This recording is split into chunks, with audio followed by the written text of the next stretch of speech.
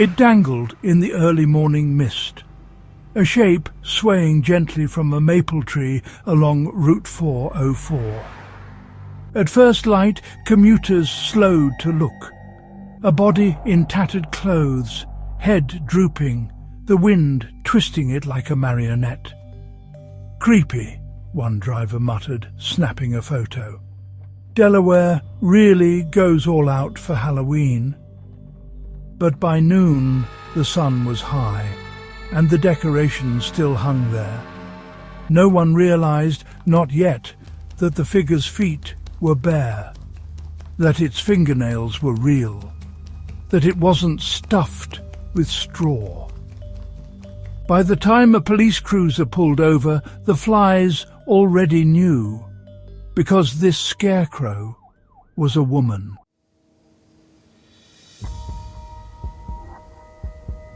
October 27th, 2005, Bridgeville, Delaware. A small farming town where harvest season meant corn mazes, pumpkin patches and handmade scarecrows lining the roadsides. Linda McCourt lived just outside town in a weathered farmhouse passed down 3 generations. To neighbours she was quiet, polite, solitary, always pruning the same withered garden behind her house. She'd lost her husband in a car accident the year before. Locals said she never recovered. She stopped coming to church. The porch light burned every night, but no one saw her leave. That week, the town was decorating for Halloween. Every porch, every lamppost, even the old maple on the corner had something hanging from it. Skeletons, ghosts, witches, and one scarecrow. Only Linda's tree wasn't part of any display.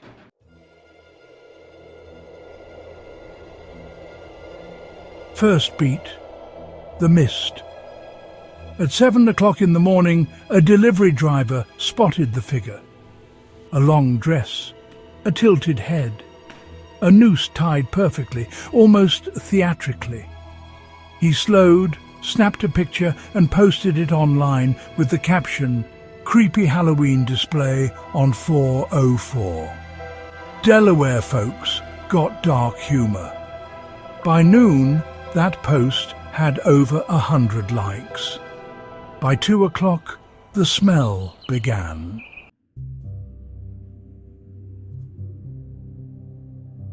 Second beat, the call. A local teacher, driving her students home, noticed something wrong. The feet. They weren't boots. They were bare, pale, toes curled in the wind. She pulled over, walked closer, and froze. The mask wasn't a mask at all. The skin had turned grey-blue, the eyes open, the tongue swollen. Her scream echoed down the road. When officers arrived, they confirmed it wasn't a decoration. It was Linda McCourt, dead for at least 8 hours.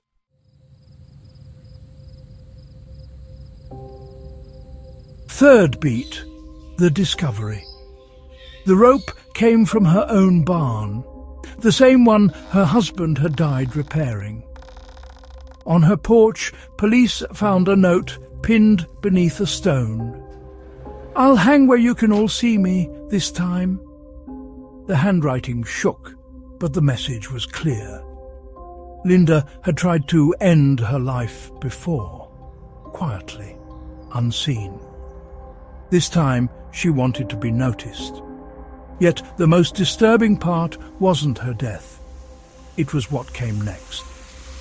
That night the road was cleared, but drivers still reported seeing something swinging in the dark. A shape that wasn't there when police checked again. One officer years later swore he heard it too. A slow creak in the trees. Creak, creak, and a woman's voice whispering, "Can you see me now?"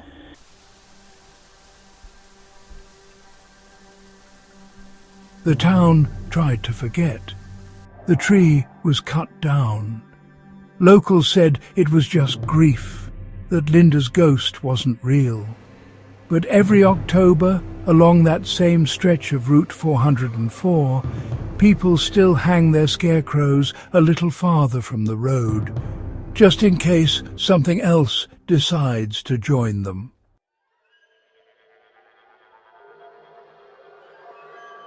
In 2011, 6 years after the hanging, a group of high school kids tried to film a Halloween video where it happened.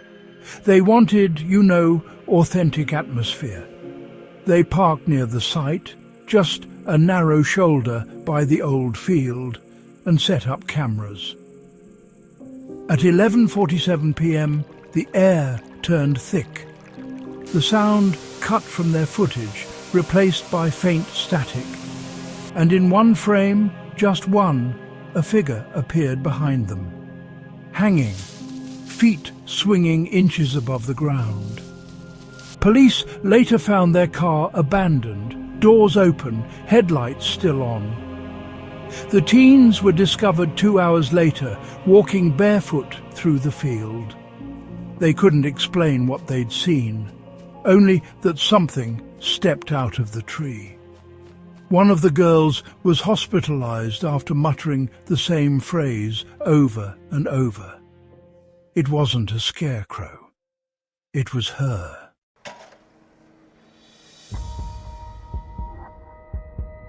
The footage surfaced briefly on a now-defunct paranormal forum. Investigators traced it to Bridgeville. The police case file was real, dated October 27, 2005. Linda McCourt had indeed hung herself by the roadside. The death was ruled a suicide, but the photo evidence, the post, the timing, all matched. Meaning the image on the teen's camera couldn't have been Linda. At least not anymore.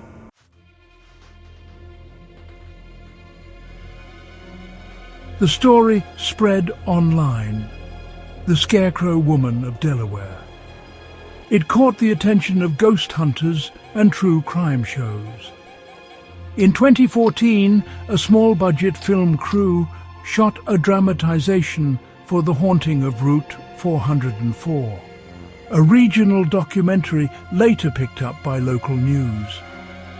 What they didn't air was the raw B-roll, a few seconds of a crew member pointing to a figure in the distance, something swaying between the trees.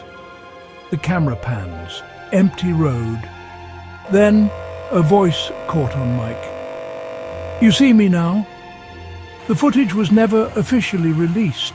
The producer quit the industry. Today, drivers along that same stretch near Bridgeville still report seeing the decoration. Usually around Halloween. Always a woman in a long dress. And always gone by dawn.